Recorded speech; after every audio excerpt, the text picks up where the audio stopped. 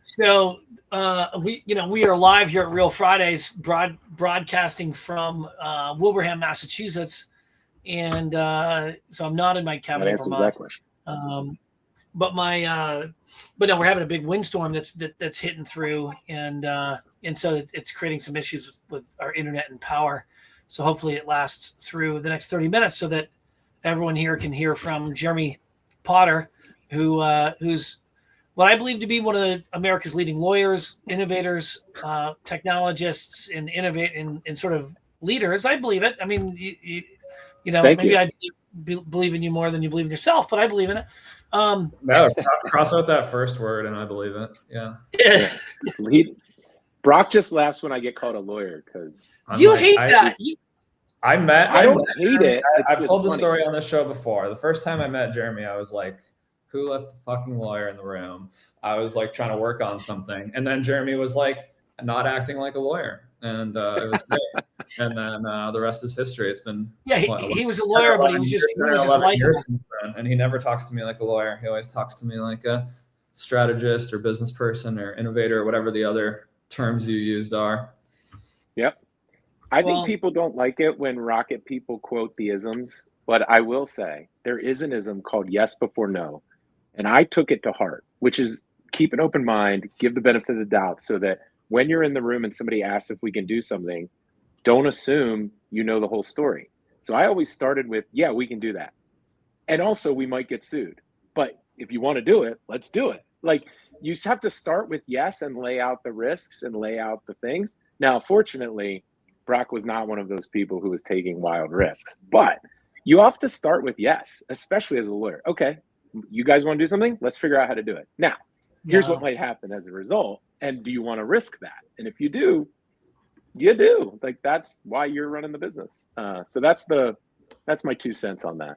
But I had to quote an ism, and I know everyone gets annoyed with that. So with that, the worst is more. Thanks for being here, Brock. Good to see you. The worst is more of those. Lawyers are almost like in compliance.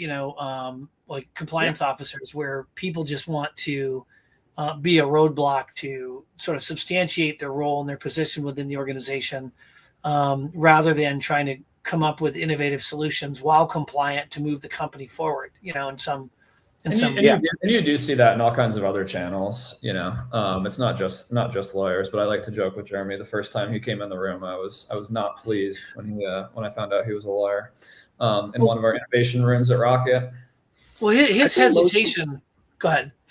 No, I was just going to say most compliance people or even legal folks that get involved with external events in the industry or, are kind of mixing it up with other companies tend to be the ones trying to be yes before no. And compliance tends to get its reputation from people who aren't learning or curious out of their lenders. So it's always funny because the people that watch the panels, attend the conferences and interact with us are always like, why does compliance or legal have such a reputation? But it's usually the people who aren't leaving their building to go try to learn more or be curious about the market or the industry that give the reputation, and only the people who are out there trying to be curious are the ones that have to hear of that reputation. It's kind of an irony, but that's the life of a compliance officer lawyer for sure.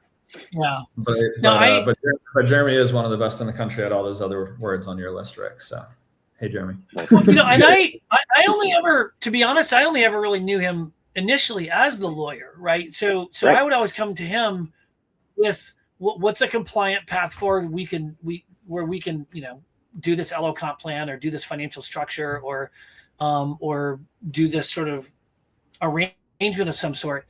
And to me, that's where the innovation, the understanding of the mortgage process. So it's kind of like mortgage professional, innovator, lawyer, all get snowballed into one solution. And quite frankly, I ran into the same problem, Jeremy. I mean, I always hated, and I still kind of resist it, this concept of being in sales. Like I hate the idea of being in sales. I hate the idea of being a salesman, right? In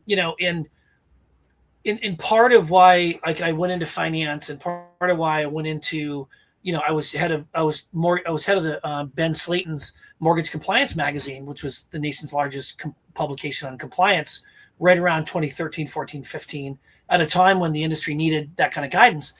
Because I didn't want to be just known as a sales guy. wanted to be someone who was like deliberate, thoughtful, who, you know, understood at least more the nuances of compliance and the law and in a finance way above and beyond most salespeople, in a way where I could add more value, right? So when people would be like, "Oh, you're a sales guy," it brings me, you know, hairs come, you know, raised in the back of my neck, because I'm like, look, I'm more than that, right? I'm so much more than that, because people who are just in sales, who don't understand the mortgage process or the law or compliance or finance, you know, your capacity as that sales professional becomes really, really limited. And it's the same thing with a lawyer, you know.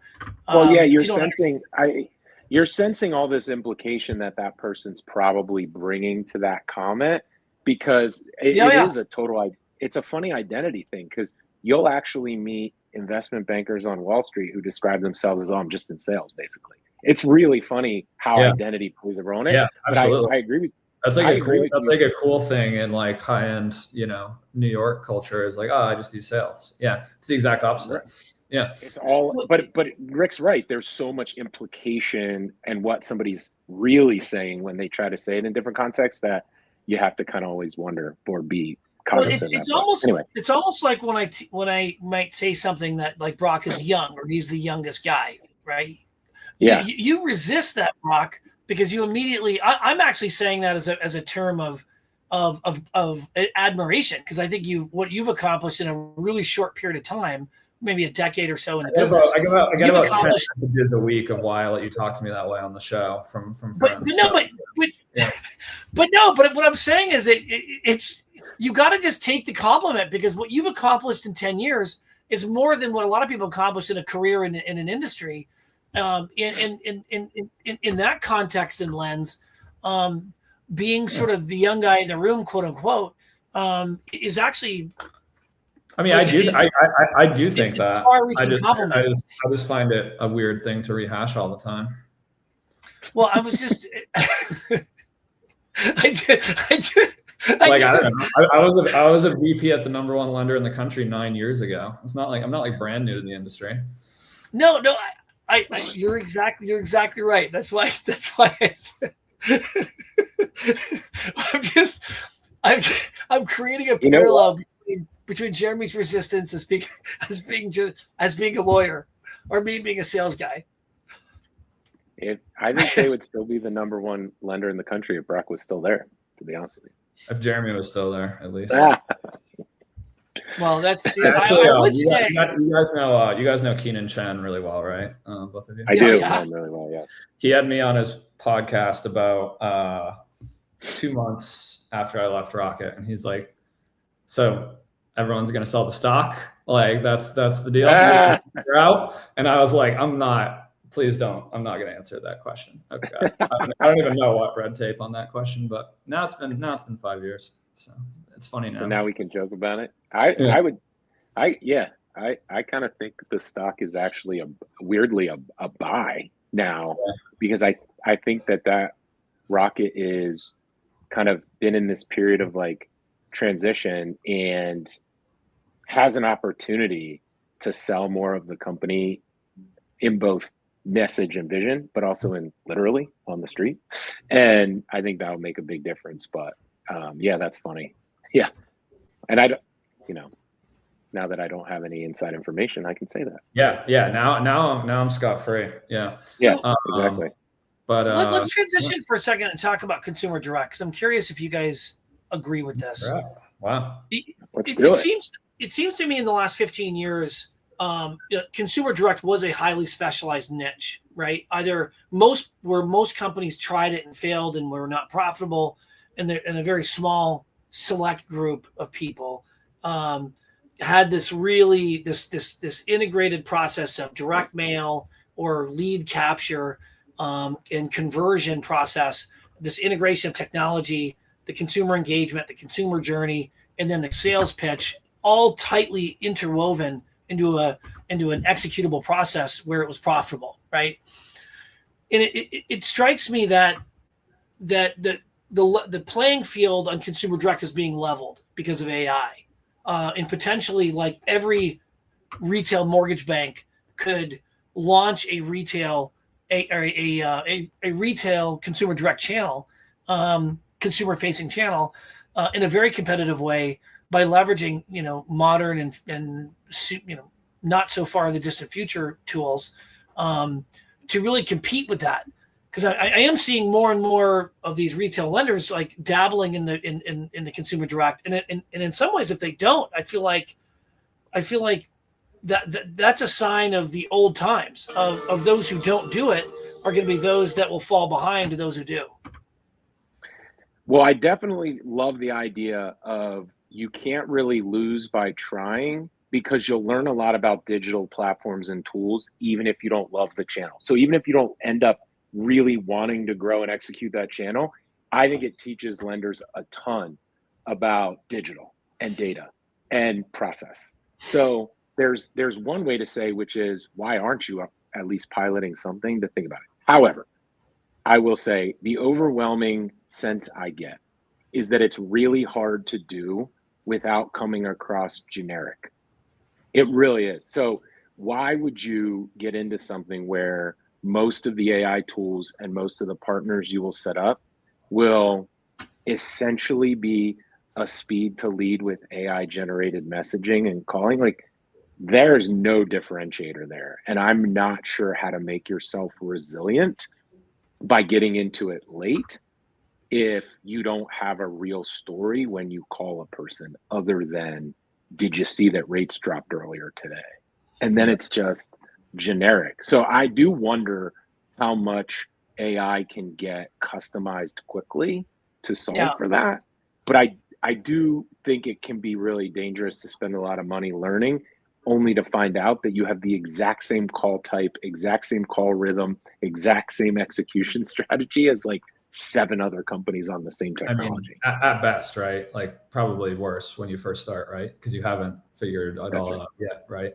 But let's rewind the clock a little bit to 2020. Really, COVID had a big impact on this. It sped everything up a lot. But really, 2022 is the year NewsZip went to market. Our first slide said, this is the first year, according to all the third-party data, that more clients went to a purchase loan officer before they went to a real estate agent. 55%, well, there's X percent went to a financial advisor or whatever. But if you just boil it down to those two, it was about 53 or 54% go to a loan officer first, and 46 or 47% go to a real estate agent first. Everyone in retail has always assumed, 90, 99% go to a real estate agent first. That hasn't been true in the last 5 years. So that trend is kind of just sticking around. I think 1 year it actually reversed last year. I think more people did go to a real estate agent first, but so on and so forth. Call it 50-50. That trend is what we're talking about more than AI, I think. AI is part of it. It makes it more cost effective to try to play in that 50% that are going to a loan officer first. Makes it a little flatter to compete with Rocket than it was in 2015. It makes it a little flatter to compete with whoever else, New American Funding, AmeriSave, the companies that do, so much volume in that space. But the reality is, I would not say it's AI flattening. I think it's like technology, and I think it's technology flattening overall.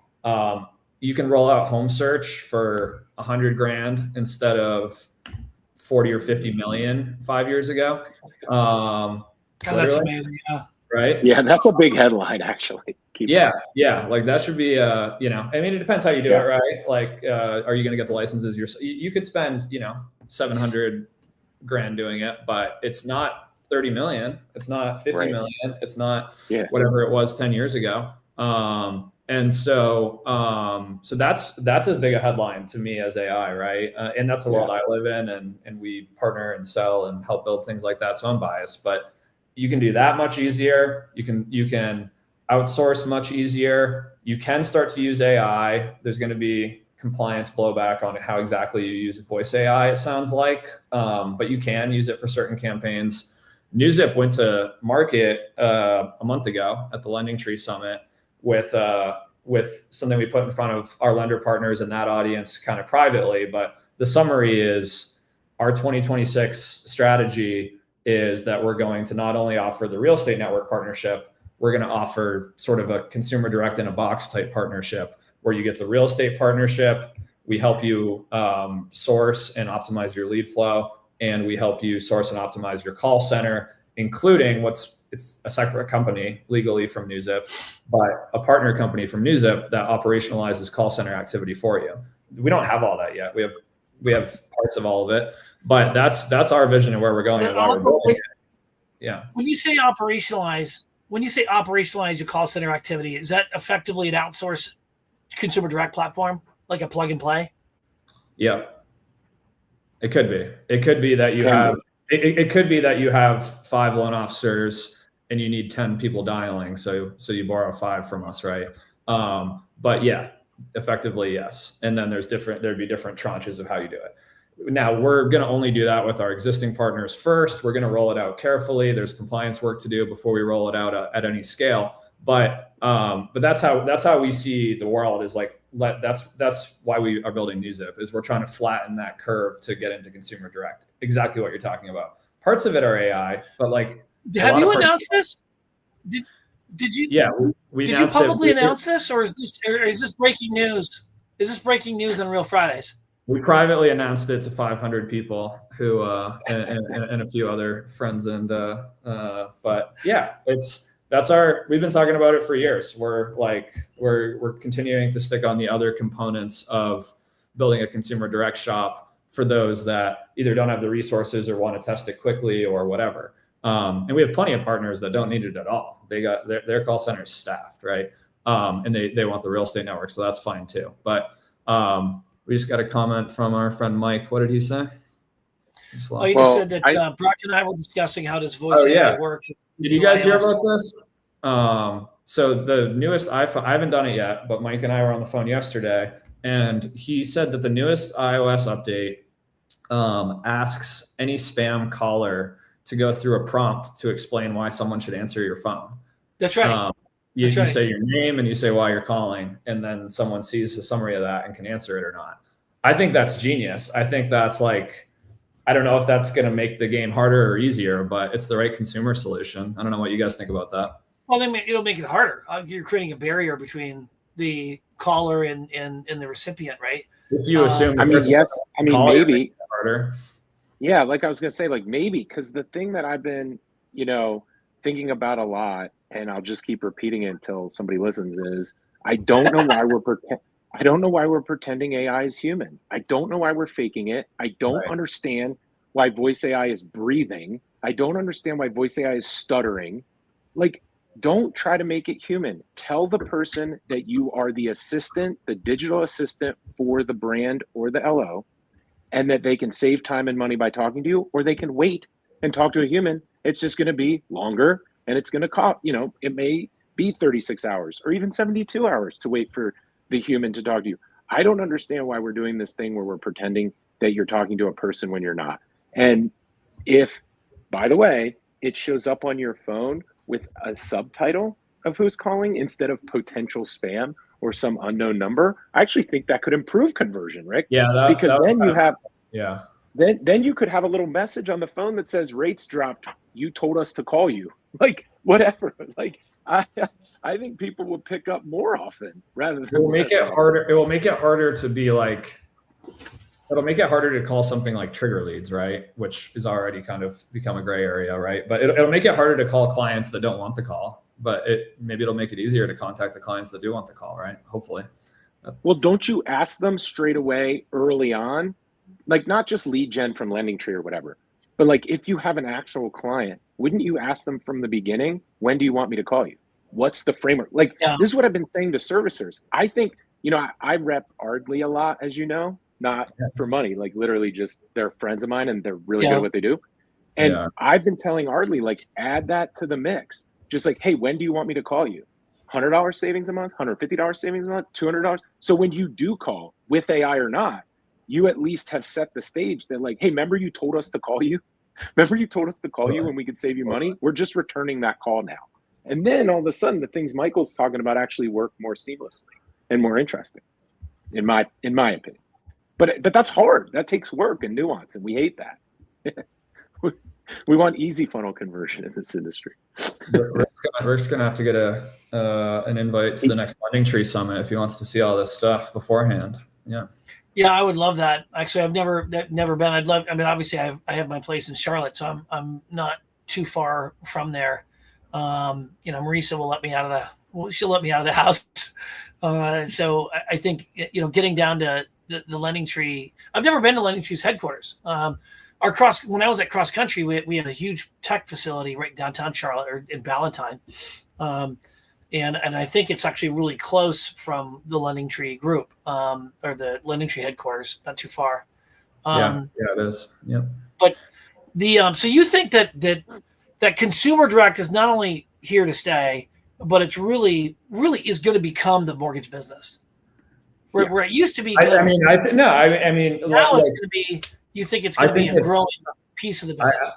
I'm obviously have a really high certainty. That's why I've spent the last 12 years how I have, right? Which is firmly on consumer direct partnerships and growth, but and especially the last 3 or 4 years building music. But so I'm as biased as anyone. But I think I think there'll just be really good concepts of hybrid, right? Where you do still own your town, you do still own your market, but you juice it by expanding elsewhere with consumer direct strategies, or also blending consumer direct strategies. I mean, should retail LOs not be buying the Lending Tree leads in their market as well?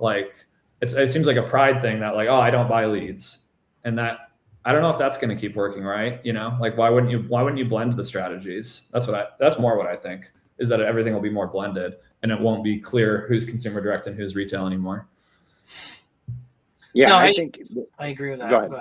No, go ahead, Matt. No, I was just gonna say I have more of a short-term, long-term kind of answer to this. I really like Brock's shout out to Own Your Zip Code. Mike Kelleher and I have been talking about own Your Zip Code quite a bit. I really, really like that framework, and I think there's a lot of tools that are helping people do that.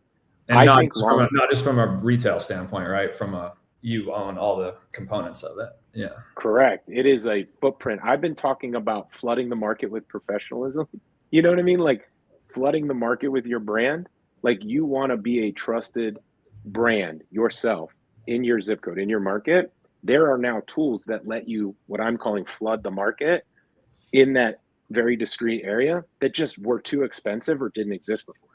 And now they exist. So where Mike changed my mind on it was what tools have been created in the last few years that enable that to be possible, where before it was just very expensive. Similar to what, Brock, you were mentioning earlier about building your own search portal used to be $50 million and now it's $50K or $400K or whatever. By comparison, I'm saying the same thing here.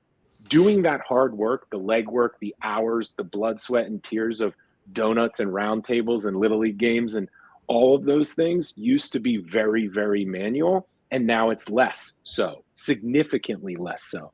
And so what I think the mortgage industry has to grapple with between digital tools and in market is the value contribution you're making to a person's life. We tend to tell ourselves it's incredibly valuable, the contribution an MLO makes. They have to prove it. And they have to prove it in a really dynamic and really difficult way now, because a lot of people buying houses just want money to show up on time. And because of that, you really have to do extra work. And these tools that Mike's talking about and that we're talking about right now can help you make that value proposition real. But you really have to do it, because a lot of people buying houses are like, isn't money all the same? Just send it to me. Get it to me. And that's where consumer direct is being very aggressive and powerful. Sure, we got money. What do you want? When do you want it? Where do you want it? Versus an in-market LO who's like, I'm advising you on debt, and I'm advising you on the debt around your largest asset for the rest of your life. Those are two very different sales pitches. Yeah. And I think that's the feeling you have, Rick, of what's coming to a head. Yeah, Rick, is the thing you're seeing more like an LO who is doing great in their home market, wants to start consumer direct style strategies, or a team or a branch or a company, wants to expand to another region, and they're using consumer direct strategies for that? Or are you seeing them blended in their own market too? Well, I think my contention is that geography is irrelevant. There is no such thing as own your own zip code. It's own any zip code you want. and because of the digital tools, you can be just as present. And I think this is as because of artificial intelligence, the concept of reality and who you are, and how you are and how and where you are has become blended to a point where we're not too far within our lifetimes. We will see a perfectly holographic vision, like view of a LO in any market in the United States, meeting with any loan office, any realtor or builder face to face.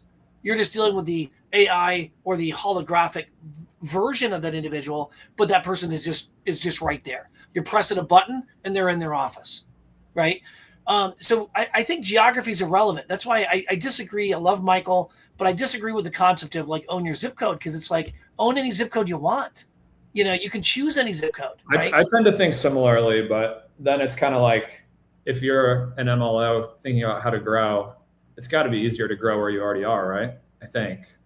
If you well, that was the traditional boundaries, because you were protected by local market knowledge. You knew where the traffic was. You knew what best school there was. You knew the neighbors. You knew what was the good part of town and where the crime was, where the not so good part of town. But now, because of the digitization of the real estate process, all that information is like democratized, right? Yeah. And if delivered in just the right way, owning your own zip code becomes owning whatever zip code you want, because you have all the information theoretically that someone living next door to you has. Yes. Yeah, so let me ask you this then. I largely agree with that, but I do think like when you have to figure out where to spend your next dollar of lead gen, it's probably easier to pick your backyard, right? I don't know. Let me ask you this then, because I'm really curious to dig in a little bit on this. Why do you think it then needs to look like a human? If that's true, why would then you need human representation of an LO or human representation as if you're in an office? If what you're saying is true, then why wouldn't a person just click on a brand and trust the brand? Like, you don't know your Uber driver. You click on Uber and a car shows up. You trust Uber. You don't trust your Uber driver. What you just said leads me to believe that you still need to fake humanity to convert the business, but that's not inherent in what you just described of the future. So like, what do we think about that? Like, why wouldn't I just trust the brand? Give me the money. I don't need you to fake looking like a human. Take my data and give me the money. Like, Apple doesn't have a human face. In what form? Because ultimately, the human component is just a mere reflection of the relationship aspect of the business. Because at the end of the day, you're not doing business with digits and bytes. You're doing business with Jeremy Potter or with Brock Cassidy. And the way AI is being so personalized to the individual, like that persona, that AI assistant is not just an abstract assistant. It's actually Jeremy Potter. It's actually it's somebody who knows Jeremy Potter so fundamentally well. It's as good as if you were dealing with Jeremy Potter, because there's been such a mind share of knowledge, information, and much more, even more than what Jeremy Potter knows. Because of. And I'm saying in that world, the person doesn't even know me to begin with. There is no Jeremy Potter in their world, because they've just entered the market to buy a house. And as they enter that market, that's how they discover what solutions are available to them. So they don't need to know me. They don't need a representation of me. They need a trusted place that delivers them money, is kind of what I'm getting at. Unless we're doing something differently in the meantime to create the context where a first-time home buyer already knows me before they go shopping, and I'm able to convert that business with a digital tool. But I don't know why they would know me unless I'm able to spend years cultivating the need to know me. You see what I'm saying? Because otherwise they're entering the market and they don't need a physical Jeremy Potter. They don't even know who I am, because they're just coming in to buy a house. That's why so many people ask their real estate agent for advice. That's the first person they meet. They've done zero research. They say to their real estate agent, what do I need to do? If the real estate agent's like, click this link, these people send money everywhere. The Western Union model 15 years ago of mortgage, like, hey, click this link and the money will show up. I'm just wondering what that world looks like. And That's the question I'm asking. I just feel like such future state because ultimately you're talking about a very depersonalized evolution, right? Between because as of right now, I might pull up Zillow to in today's sort of form to better acclimate or better understand the local market dynamics. But at the end of the day, as of it stands right now, that's not replacing the personal relationship that if I had somebody in that local market, I would feel better about it, right? Mm-hmm. So somehow, in order to replace the individual and that personal relationship, the data has got to get personal. In the experience with you as the human, or the bot that represents you has to be so personal and so integrated that it would replace sort of the personal relationship. I see that as such an extraordinary future state, and that's why we'll see these technical evolutions of we have this chat bot who, because right now, what do they say with your personal chat bots? Get to know it, feed information into it, get it to know your language, your style, and all this because it's trying to be you or think like you or reflect you. Until you decouple the you from that and just have it as an independent data repository, I just don't see that happening for a very long time. Yeah, I'm wondering. I actually think it might be a lot faster than you think it is, but I also think it's not a future that's determined. That's kind of what I'm getting at. Is like I think mortgage companies and loan officers can actually define the future a bit. I mean, I don't know, man. I do get caught up some in the really future-facing innovation stuff, as you know, inside and outside of our industry. And I was watching an interview with Gary Vee the other day where Gary Vee was saying, your grandchild will date an AI robot. Yeah. Now, I don't necessarily buy that future or agree with that future, but I listen to that kind of stuff. I agree with it. Open my mind to think through like what the implications are of today and tomorrow and the next day. And all I'm saying is if you do agree with that statement, then I think there's two versions of that future. One where we're just mimicking humanity over and over and over again. And then you're right. The AI avatar, AI bot of a loan officer probably works sufficiently. If, however, we trust digital so much at that time that I don't think you would actually need to mimic humanity because now we've just given ourselves entirely over to brands and to technology, and somebody's creating a human robot to date because there's some emotional or sexual need for it. But like, I don't actually think that if people trust technology that much in 70 years, then they're just going to click button, get money. And it isn't going to matter what the human is on the other side of that. Yeah. I think that's the delivery mechanism. It will be maybe something totally wild that we're totally unfamiliar with. That's a good point. But I think the trend that I put it this way, the trend I'm betting on is that it'll seem like a lot fewer transactions than it does today. We work on on time mortgage and real estate together as tightly as possible. They're still separate in a lot of ways, but at least we can, merge the process pretty well and help everyone save some money that way.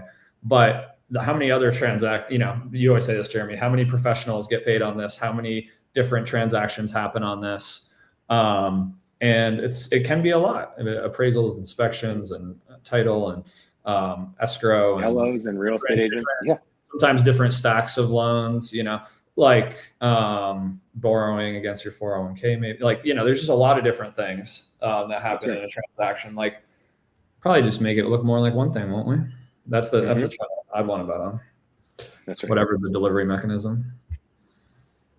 Yeah, no, I think it's a fascinating future, especially given like where we're at today and what are the competitive pressures that are, because ultimately if the gravity is pulling us in that direction, those who are resisting that or who are staying put, who are not informing themselves of these trends, these underlying trends, they're going to feel a pressure without understanding what's happening around them. And before you know it, they've lost control of their business. They've lost the ability to kind of, because ultimately when you're running a company, you're really navigating for the future, and you're trying to, creating, at least those who have staying power are trying to navigate for the future. And those who don't simply won't have staying power. Yeah, I definitely really applaud the trend of like retail executives, maybe including yourself, Rick, like warming up to like, just thinking about the consumer direct funnels, thinking about the consumer direct tech, and probably shouldn't be labeled as consumer direct, right? It probably should just be labeled as like the next generation tech. But yeah. clients aside, name one, and I have one lender in mind that I'm thinking of that I think is incredible when it comes to consumer direct. Clients aside and Rocket aside, who do you think is really the gold standard of outbound consumer direct? New American Funding's call center activity is incredible. They've been a partner and friend in the past, but they're not of NewZip. They have their own real estate team, so that's a clean one for me to use. The scale that they've put together from tech and call center and operations is incredible. Mimicking that was my choice. Yeah. How about you, Jeremy? Yeah, I think I was going to go with what Brock just said at the very end there. Veterans United Mortgage Research Center, and the cleanliness and the efficiency of that. Now they have a little bit of a more narrow focus of the ideal client profile there, obviously. So it's easier to hone in on. It's an easier filter, makes it easier for sure. So they came to mind. I think it's a really big difference between refi and purchase. I was way too early on writing about how purchase and refi are two separate businesses. Like I was writing that a year ago, 2 years ago. It's like almost two different companies now. But I think a year from now is going to be the right time to be talking about purchase and refi as two separate things. I think like Tomo, as an example of being a purchase only mortgage lender, is admitting straight away that the big MSR holders are just going to dominate refi to such a degree that it's no longer valuable to chase. And so I think that if you consider, imagine you're a mid-sized lender and every time rates drop, you refi your book of business. If you only convert, and I say only 60 or 70% of that, which is solid, but if you only convert, that means your portfolio gets smaller by 40% every time rates drop, or your portfolio gets smaller 30% every time rates drop, because you're not ever converting 100% of your loans every time rates drop. Like that to me is just a slow decline. You can still do it, grab that business while you can, but don't count on it. And if that's the case, I think we're going to see a real dramatic shift for some lenders around recapture retention versus purchase. Mike put Mutual of Omaha. As long as we're shouting people out, isn't it NBKC that always wins all those awards, Brock? Yeah. Every time we go, they're always like walking out with all the awards. Well, I'll give one of my clients a shout out. Royal United wins a ton of the consumer direct conversion awards with Lending Tree, and NBKC wins, who I don't work with today, wins most of the rest of them. So yeah, Lending Tree publishes those winners. Is there a Silicon Valley of consumer direct? Is there a geography in the United States where here's where the consumer direct platforms really? Yeah, there's 3, maybe 4. Kansas City. Yeah, Kansas City, certainly, and then Charlotte, certainly, and then Detroit, certainly. But it's Rocket plus X Rocket, in a lot of ways. But it's and UWM for that matter. Plenty of UWM end up actually originating too. So yeah, those 3 for sure. Arizona is sometimes on that list. You know what I'm shocked at about Detroit, and a footnote about Detroit, the number of I'm trying to think of the ethnicity. Is it Caledonian? There's a number of Chaldean. You're thinking of Chaldean, yeah. The number of these consumer direct Chaldean shops are incredible, and they're so good at consumer direct. Mm-hmm. It's incredible. I was going to mention Utah. Utah used to be kind of the, really at the forefront of a lot of consumer direct, and then outbound, the lit drop consumer direct model, with print, with envelope print mailings and stuff. A lot of the outsourcing happens in Utah. I always find that interesting. Mormons outsourcing. You mean like where the processing centers are? Call centers. Yeah, the call centers, and then the lit drops where they're actually doing the mailings. Yeah. You know? That's true, Rick. That's somewhere on the list. I just don't see as many actual originators there, but there's a lot of the call center sales mailing. Yeah. Detroit's talent pool, or whatever it is, melting pot of all the different rounds of immigration over the years and cultures over the years. It's like incredible workforce, especially in the mortgage industry and real estate industry. That's one of the many reasons I call it the next belt, because from a culture perspective, a work ethic perspective, a sustainability perspective, cost of living and affordability, we got it all here in Detroit. Yeah, we got more than half of my team now is in Metro Detroit that I've hired for NewsZip. So, that's a vote of confidence. If you come here, I'll get you any type of cuisine that you want, and it'll be top tier. We'll have a great experience meeting people. We got world-class airport, hotels, and sports. Maybe a championship someday, although I doubt that. But yeah, man, come to Detroit. The next belt is here. Yeah, we need to do a live show at a restaurant, a good little foodie restaurant, a good like gastro pub or someplace that's awesome. Let's right go there in Detroit. Yeah, can you get us in? I don't know what's cool now, Potter, but like evening bar or one of those speakeasies in Detroit. Yeah. Yeah, it's the speakeasy culture. There's a ton of speakeasies, as you know, and even more popping up every day. But I'm thinking of Standby. Oh, Standby? Sure. Rocking people all the time. That's a really cool speakeasy right next to the downtown. Yeah.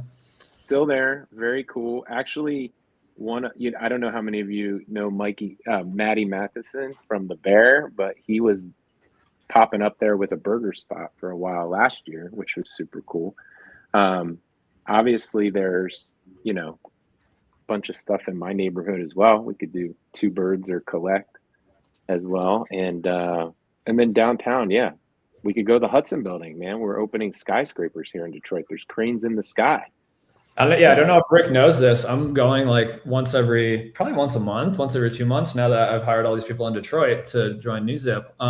We're getting like a regular WeWork, a hybrid office situation where we go work from downtown Detroit WeWorks regularly.